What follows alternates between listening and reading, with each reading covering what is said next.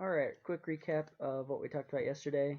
Discuss the United States economy, one of the most powerful and largest economies in the world.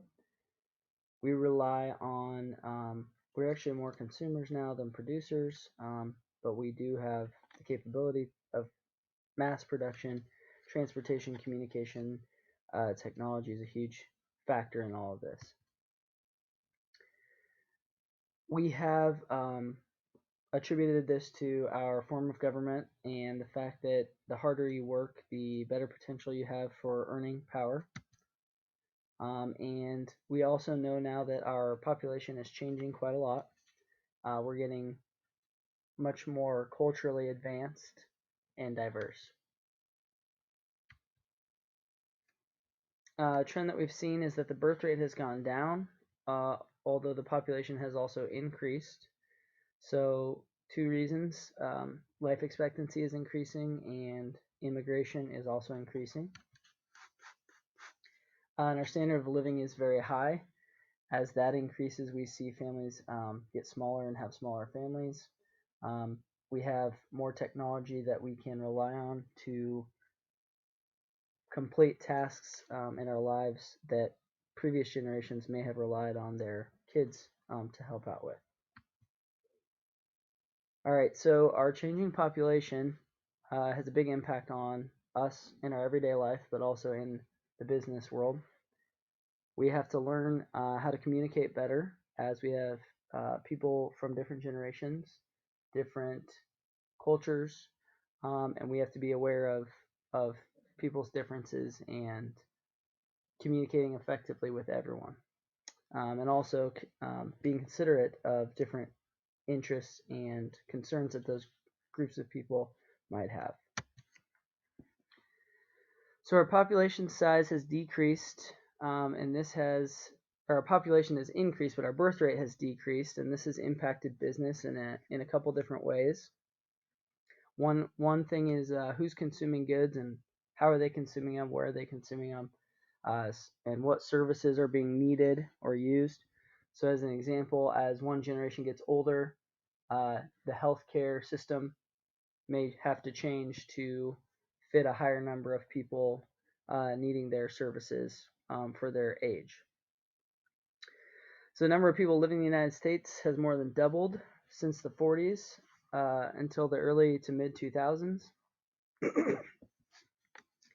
And we'll talk about one of the reasons when we get into our generational conversation. So we have some different titles for different generations, and keep in mind that the dates that we see here aren't going to be 100% accurate with every single source you find. It varies depending on the resource, but these are pretty good numbers. We have the baby boom generation. After that was the baby bust. Then we have Generation X, Generation Y, and now what we're referring to as Generation Z.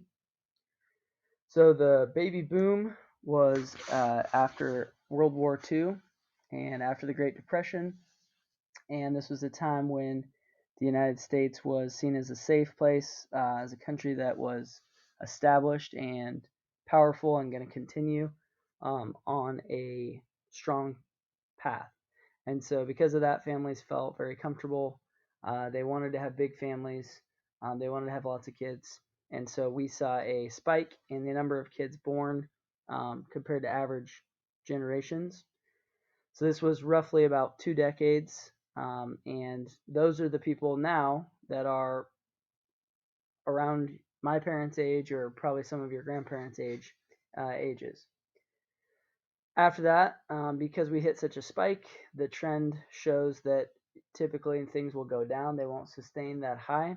And so they considered the next couple decades to be baby bust generation or Generation X. So the numbers we have here roughly from the 60s to the 80s. And Generation X has a different kind of outlook on life. They started to grow up with a little bit of technology.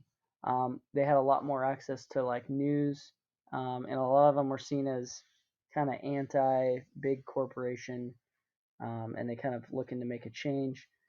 Another thing to keep in mind is that for whatever reason, every time this is unique. This is not unique, but every generation kind of looks at another generation and thinks that they're better, or they're doing something that they don't approve of, and that's something that's pretty common, and it's mainly because they just don't understand what that generation experienced in their life.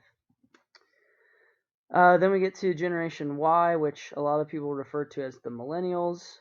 This would be from like the late 80s until somewhere into the late 90s. And then finally Generation Z, mid 2000s to basically continued on. And who really knows what the next generation is going to be referred to as.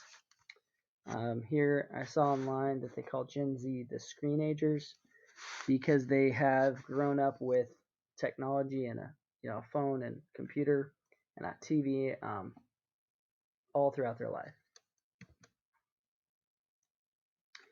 All right, so the change in these populations create bubbles and busts, or a boom and a bust. The baby boomer bubble created a large pool of workers that are now facing retirement, which is important to us. That's going to impact jobs. Okay, as more people, as a big group of people retire, that opens up more jobs that will need to be filled. But it also can put stress on other services like retirement communities or hospitals, as those people need more health care. Okay, the baby bust generation then has a shortage of workers, as not as many people were born, which means that gap needs to be filled as well. Final slide here is to tie this to management. Managers have to consider people that speak different languages, people that have different genders, people that are from different countries, but also people that are different ages and have different generations. And you have to handle or lead those people in different ways. So if an older person is managing younger people, there's going to be some certain expectations those younger people have, and vice versa. If a younger person was managing someone from an older generation, they just need to have different expectations and communicate with them differently, or at least be understanding of the different ways that those people were raised and the generations that they come from. So that older generation has typically a little bit less, they've had less time with technology, and therefore they may not necessarily be quite as strong in that area. This could be one of those reasons that your grandparents or parents ask you for help with their phone or computer. It's because you've grown up with it and they haven't, and so it just doesn't come as naturally to them.